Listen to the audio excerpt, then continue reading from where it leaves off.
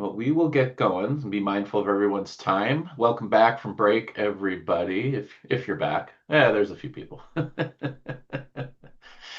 We're coming up on the tail end of our day here. We have one more guest speaker, and then we'll do our final three trainee presentations and send you on your way.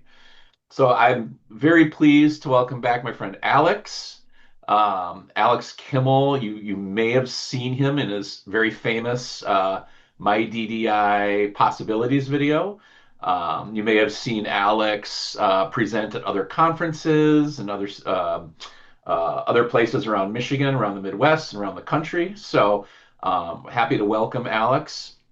I'm going to talk about self-determination amongst other concepts and Alex's point of view on them. So, a couple things. Alex prefers to have the questions emailed to him after his talk is done.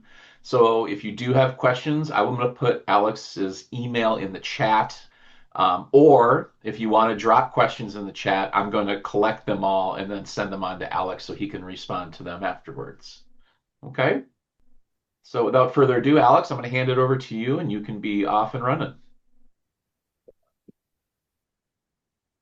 Self-Determination by Alex Kimmel, also known as the Self-Determinator. That's me. Shameless plug, www.alexkimmel.com. SD means self-determination. Self-determination incorporates a set of concepts and values which underscore a core belief that people who require support from the public mental health system, from the public mental health system, as a result of a disability, should be able to define what they need in terms of the life they seek, should have access to meaningful choices and control over their lives.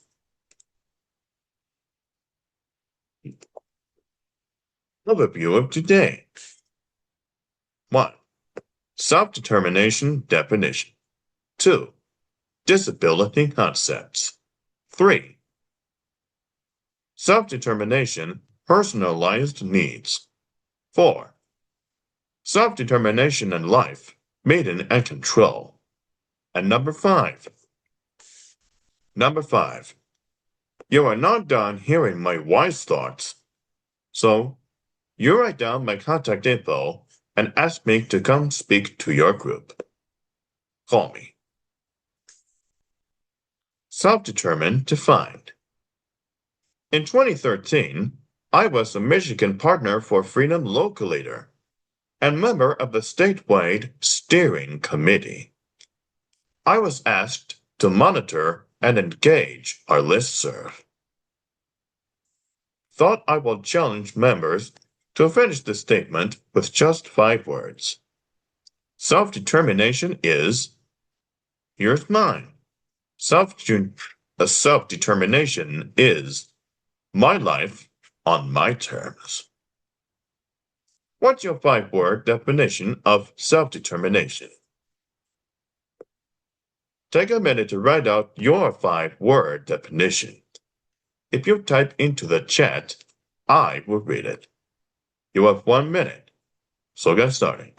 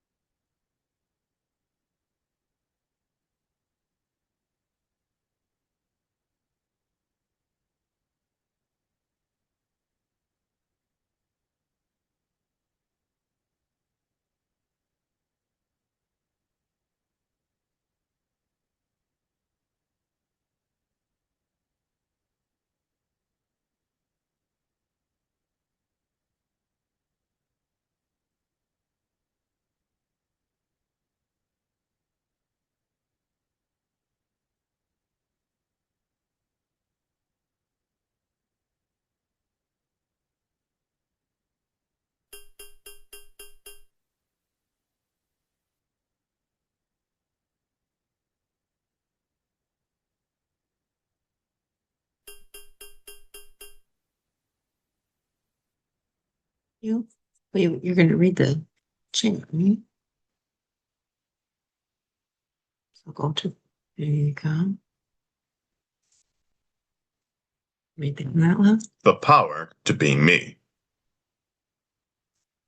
Able to choose myself. Able to choose for myself.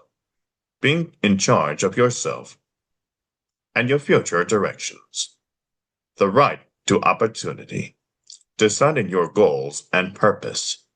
Dignity and respect. Choosing your own path forward. My purpose, my choice. That's good. Times. Here are yours from the chat. You already did. That I already. These are the responses other partners for freedom gained from across Michigan of their 5-word definitions. A life of one's choosing, life, liberty, pursuit of happiness, the first step to self-advocacy, the freedom to be me, a life like anyone else. Disability concepts. I want you to gain an understanding that having a disability in and of itself has no bearing on how successful and fulfilling life can be. Let me introduce you to a short video from Disability Network, Southwest Michigan.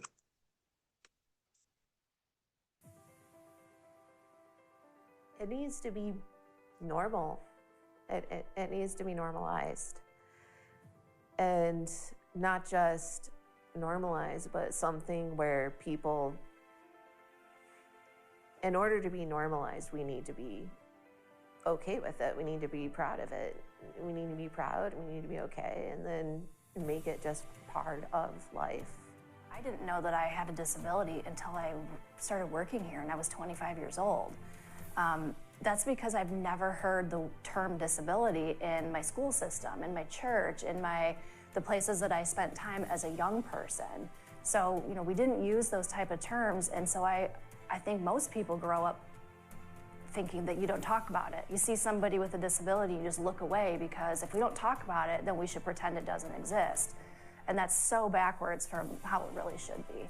So I think language is really up to the individual, because some people are very uncomfortable with certain words and things too, but some people also find empowerment in it. So that's your own journey, and essentially too, I think that goes along with how proud you are of your disability. I'm a big proponent of starting early with kids and, getting the word disability out there and not letting it be something that kids should be afraid of, and explaining to kids what different disabilities are. So for me, that would be my ideal thing, is to start with young kids, but obviously, put it into the wider community as well. Well, I really hope to make an impact. Let's change the way we look at disability. It's not a bad word. A lot of people try to sweeten it up. They say differently abled. There's so many more special needs. Just say disability. It's not a bad word. People who have disabilities are often proud of what they've been through and what they've accomplished. It's not a 4-letter word. Disability is what the word is. Capital D for pride. Disability is not a bad word.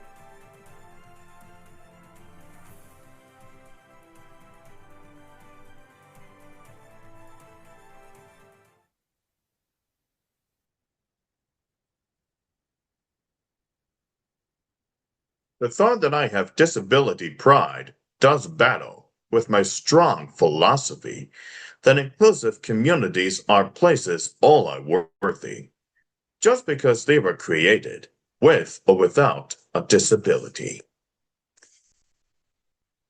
One of the things that has to change would be the portrayal of autism as a disease in need of a cure.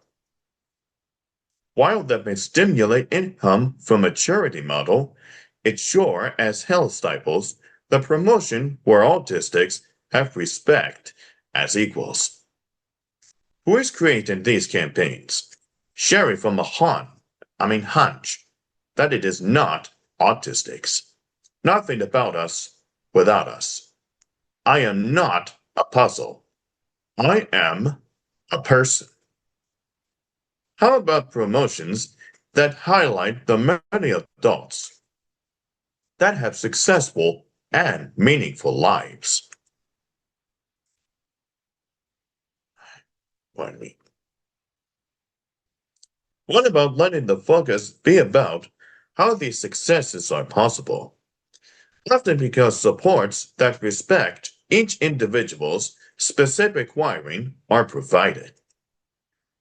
This could occur only when the most careful planting and cultivating of seeds of self-advocacy and that of self-determination.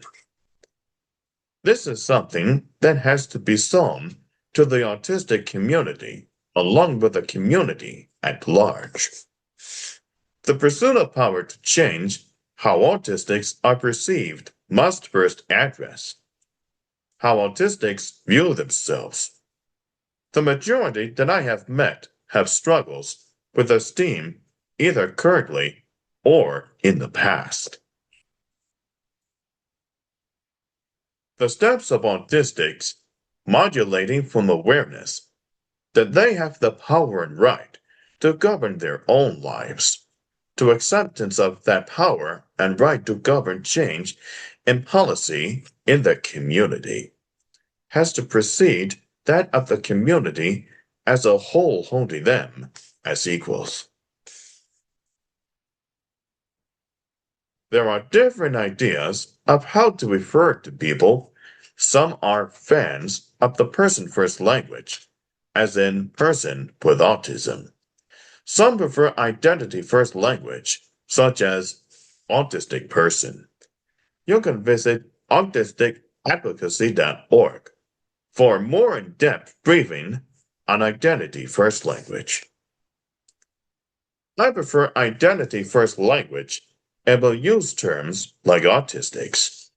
Of course, call me Alex or Your Majesty works for me too.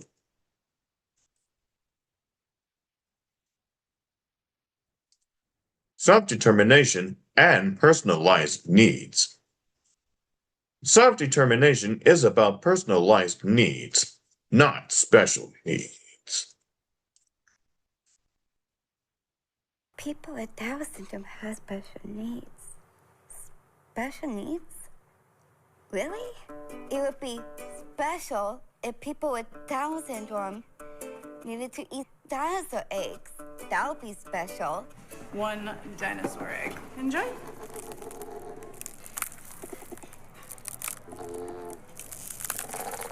Man, I think you were totally right about Lindsay. If we need to wear a giant suit of armor, that would be special. I got a condo in Manhattan. Baby girl, what's happening? So gonna get to clapping. Go pop a phone. It would be special if we needed to be massaged by a cat.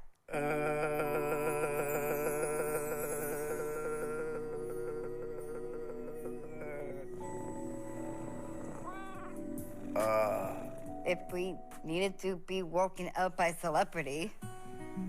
Wiki, wiki, eggs and bakey. Where are you? You may know me from Scrubs or Office Space. Your darker flicks, The Rock, Platoon, Wall Street. Funny story, I played Ben. Get out. My bad. That would be special. But what we really need is education, jobs, and opportunities, friends, and some love. Just like everybody else. Are these needs special?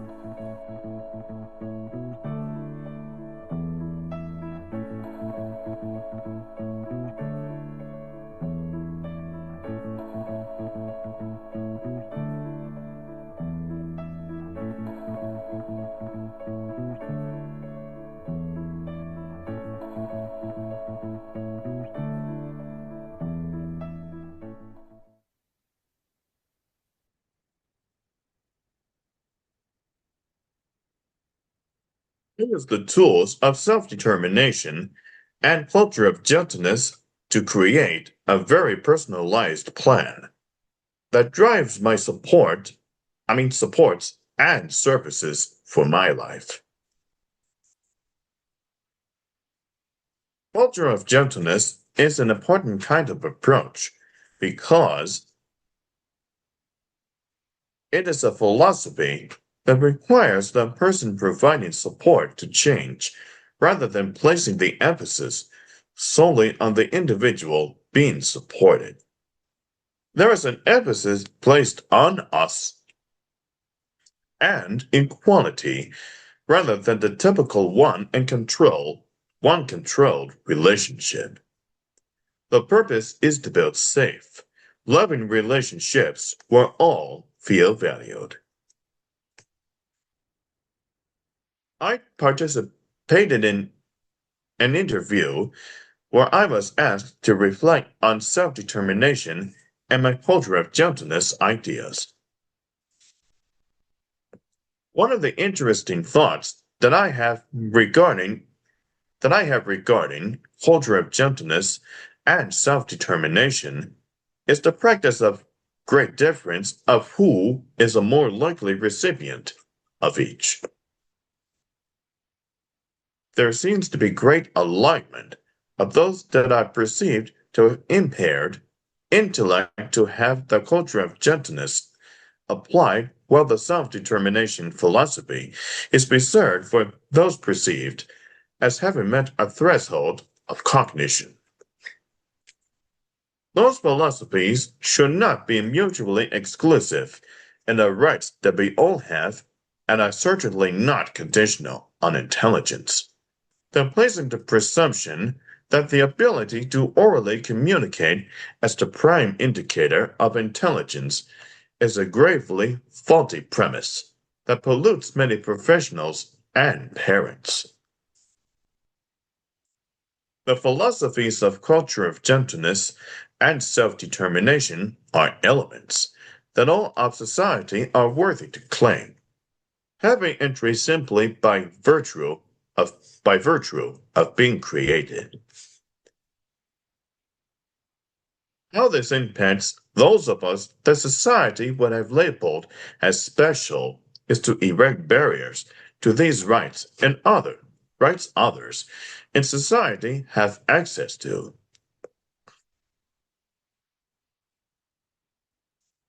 Those who have less obvious differences from the mainstream tend to procure the right to live self-determined lives that have meaningful goals that line up with societal expectations, such as full-time employment, making more than minimum wage, living with whom they want, where they want, getting to be part of society as a whole and not relegated to special activities, only with access to others with disabilities. This ability to have oversight of setting your own goals is powerful.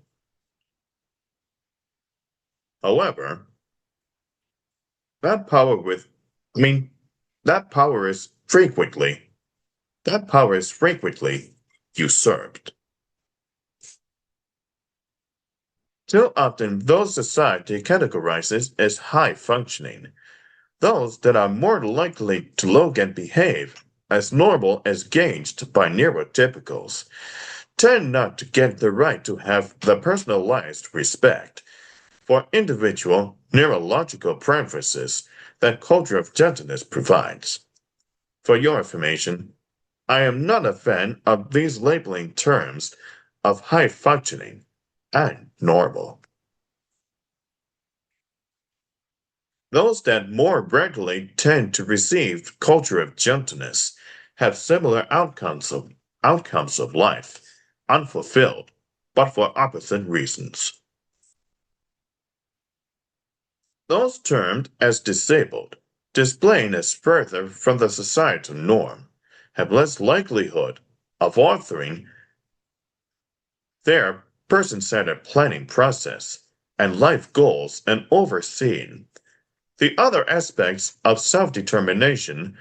Their life goals are likely to have relevance more about their behavior and less about their hopes and dreams.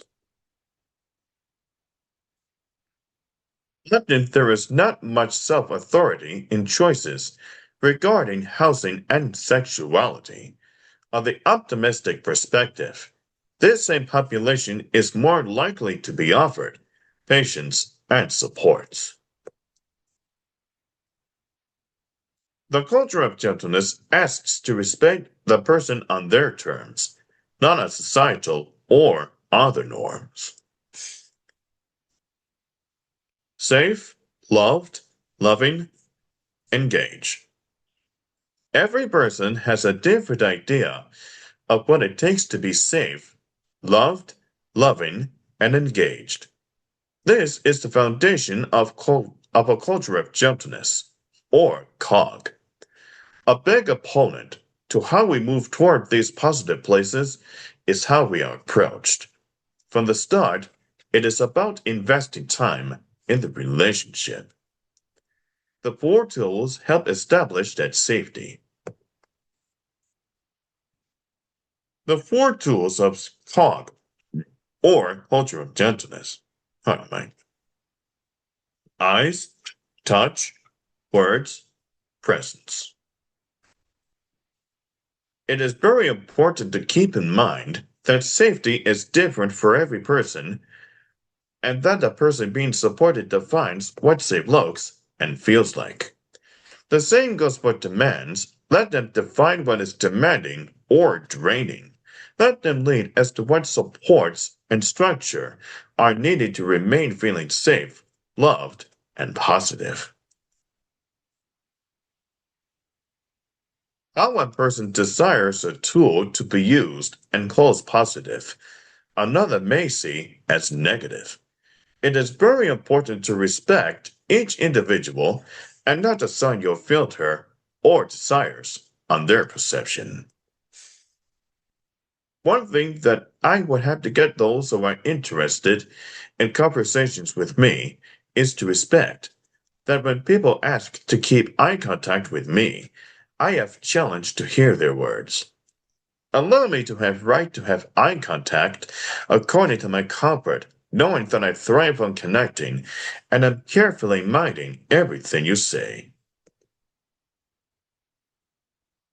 One thing that would help is getting more safe offers from people to join them.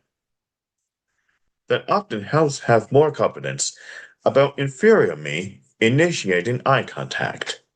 Don't make eye contact. Don't make eye contact. Don't make eye contact. Don't make eye contact. Don't make eye contact. Don't make eye contact.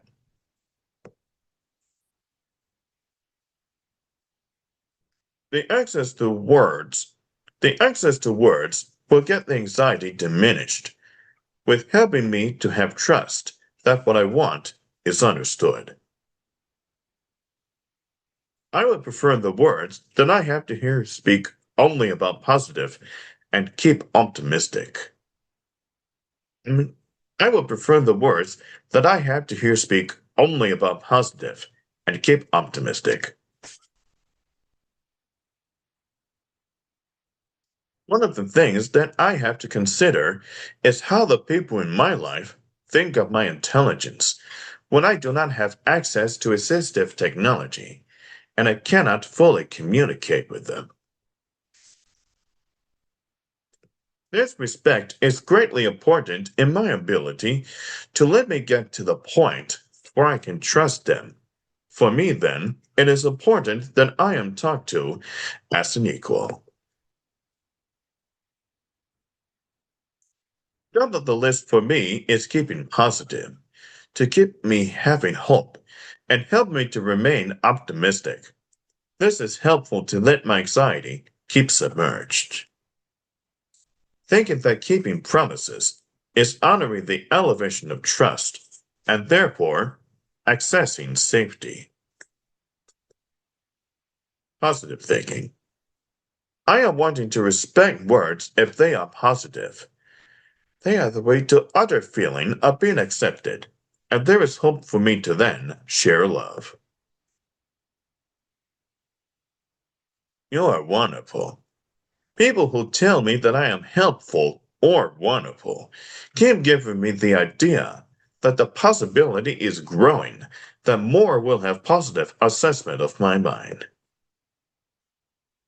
Self-determination is not just about rights, though. Self-determination is a balance of rights and responsibilities.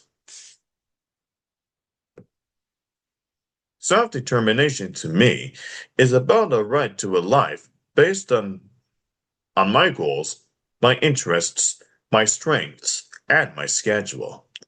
Self-determination also leaves me with a responsibility to take the steps needed to keep my end of the deal.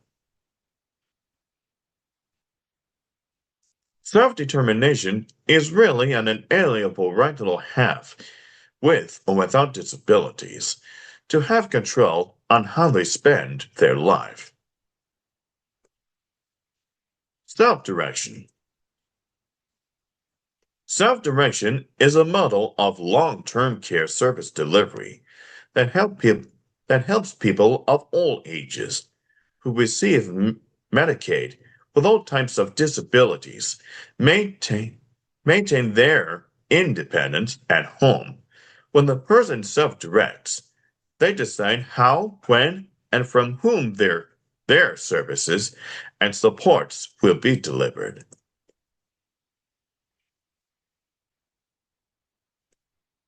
Self-determination and self-direction. I have been self-determined in my life, and I also self-direct my Medicaid services. Self-determination and life. Determination, meaning and life, meaning and control. Locally, Michigan Partners for Freedom champions self-determination. I am trained by them, and I'm proud to call myself a local leader.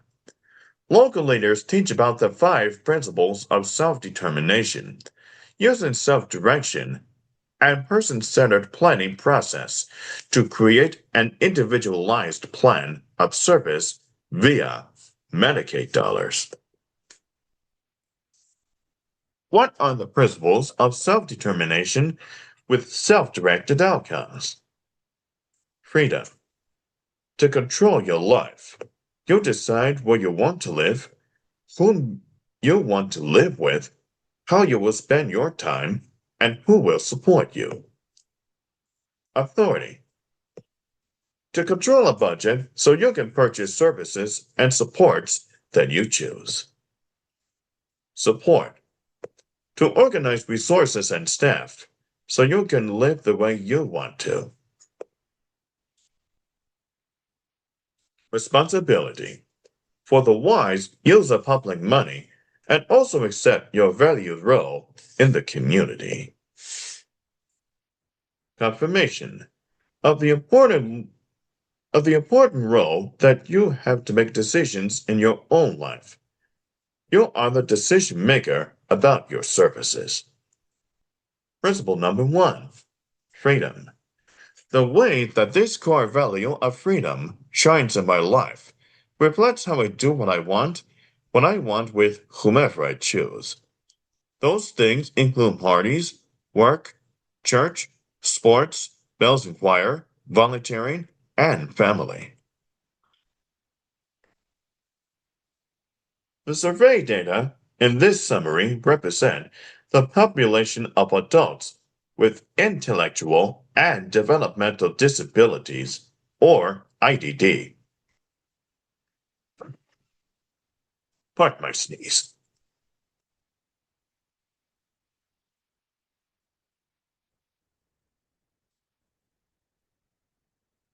Receiving at least one service. In addition to case management, service coordination from the state developmental disability service system.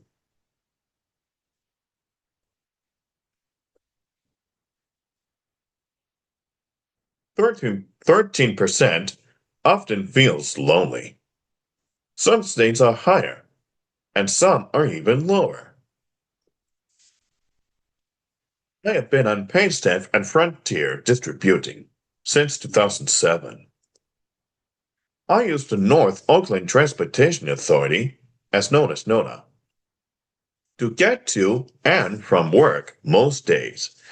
This has helped me increase hours because it is not based on my mom's availability. Plus, they are never late. Sorry, Mom. I am contracted by Macomb Oakland Regional Center to provide training for new employees on self-determination. Universities and community groups hire me to present on neurodiversity and inclusion through my business, the Self-Determinator. Principle number 2, authority.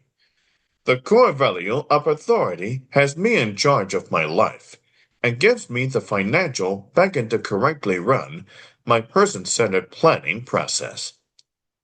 My plan funds goals I chose that help me become more independent in both work and social dealings. Principle number 3, support. In my mind, this is about people that help me carry out my goals and help make my transition towards independence an accountable reality. I have hired Sarah to help me with building my speaking business, cooking, laundry, shopping, haircuts, going to the library, or whatever else I need to take care of. This past year, I have worked on skills to make me able to agilely do a task we have practiced even when staff were not there. We have put written step-by-step directions on my iPad so I can do laundry, chores, and cook even when I don't have staff right there. I am an employer of record. This means that I am the boss, and I hold the interviews, and I hire and I fire staff. Interviewing staff. What's your name? Hired. You're hired? Thank you, sir. Principle number 4, responsibility. This core value respects individuals with disabilities having the responsibility as well as the capacity to be making contributions to the communities where they live. Worship assistant. The ways that this has shown to be evidenced currently in my giving is at my church and with animal shelters. Volunteering at an animal shelter. That's me and the cat. Me and the cat. Holly. Holly. Principle number 5, confirmation. The core belief of confirmation relies on me and other partners for freedom, finding ways to educate on inclusion and self-determination for everyone. MIDDI announces inaugural Vermilion Leadership Award winner, July 2023. I am a trained peer mentor. I'm a graduate of Michigan Youth Leadership Forum. I am a trainer for Michigan Developmental Disabilities Institute. I am a community transition trainer for the state of Michigan. Possibilities video. Thank you, Wayne State University, Michigan Developmental Disabilities Institute, and the Peer Michigan crew for making this video of possibilities. I am Alex Kimmel, the Self-Determinator. I don't think we were ever really looking for a cure, because Alex is Alex is Alex. But there certainly were some aspects of his life that sure seemed like if we could figure out how to make this thing easier, life would be easier. He's someone who helps educate, inspire about the possibilities that people can have if given some opportunity to make some of those decisions. When we're going to work, we go stop at the gas station. He usually has a water and some chips. From there on, it's about a 20-minute drive. That's usually the time that I like to spend with Alex just to catch up. How was your previous day? What activities were you up and about? How'd everything go? He arrives in the morning and he knows the tasks that he has to accomplish here. He is self-motivated and self-driven. He takes those tasks all on his own, which primarily include running a powered sweeper through the warehouse to clean up dust and spills. He manages our damaged bags by scanning the UPC codes on those damages, and then we run them through our computer system to relieve inventory. It's a wonderful relationship. People want to feel safe and they want to feel valued. Everything else kind of comes second. And what he's hoping becomes his full-time gig is he owns a business called the Self-Determinator. And as the Self-Determinator, he gets hired by universities or different entities within community mental health to do presentations. My career is dedicated to helping others know of the power of self-determination. I could be spending the better part of a day training, and Alex will walk in and spend 20 minutes doing his presentation, and the impact is more significant because of, just who Alex is and what he's presenting and the message he's sharing. Alex takes his person-centered planning quite seriously, and he put some very specific goals in his person-centered plan. But Alex said, hey, I want to be physically fit. So boom, there comes at this point, it's Anytime Fitness and softball and bocce ball, walking buddy twice a day. Another goal in his person-centered plan was, I want to have friends. I want to be interacting with people. So I guess the drive is from him. It's what he put into his person-centered plan, and then that gives us our marching orders of, okay, this is what we need to be working on. Well, Alex came into the choir this year, and he really has a very nice voice, and he contributes quite a bit to the men's section in the choir. He works hard at rehearsals. In fact, you can see it on his face. And when there's a good part that he really likes, well, he really likes it. He's also in the Clarkston Community Band. He plays clarinet, and we've been doing that on and off since 2011, I think. He's busy. He's doing so much. And I think what drives him is based on his desire to help get this message out.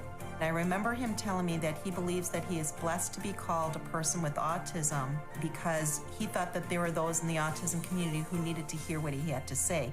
My purpose is to build safe, loving relationships where all feel valued. He's got it. He understands what it is that we all need, and he's trying to help others understand it. It's just life. And I think one of the gifts of Alex has been our whole life slowed down, and I think it's benefited the entire family.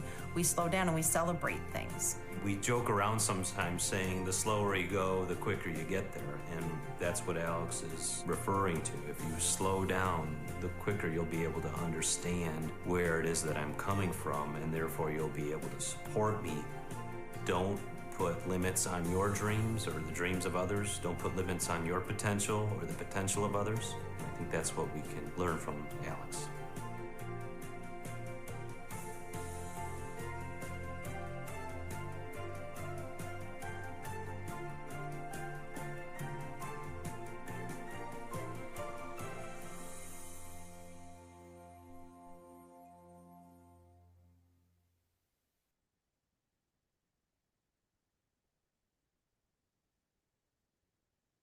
Self-determination and wise thoughts. I strongly hold unto self-determination as a right all have. For those with disabilities, making self-determination a reality sometimes has barriers.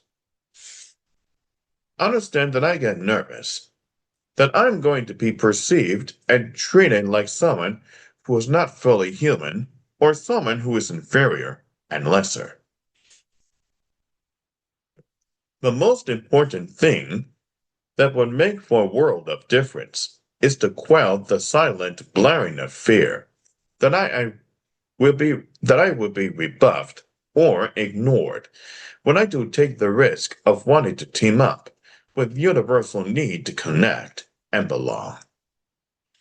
The things that I determine as positive would be times when I was treated as welcome equal and having the desire to have me included.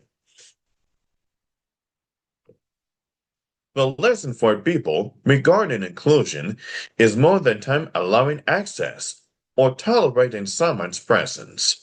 The real thought that the real thought about inclusion that is meaningful has to start first by communicating that all are welcome and all are valued.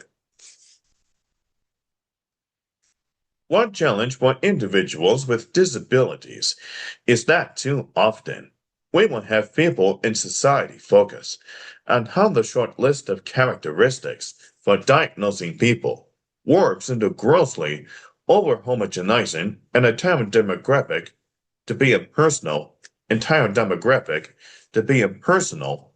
stereotypical. The focus should be each person should be left to define themselves. This lesson is true whether there is a disability or heaven help them. They are neurotypical.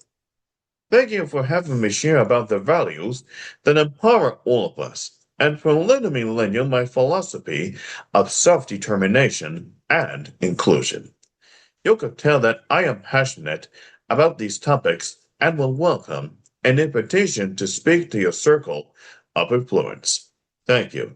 You can contact me at alex.kimmel@hotmail.com, www.alexkimmel.com, the Self-Determinator on Facebook, hashtag Self-Determinator on LinkedIn.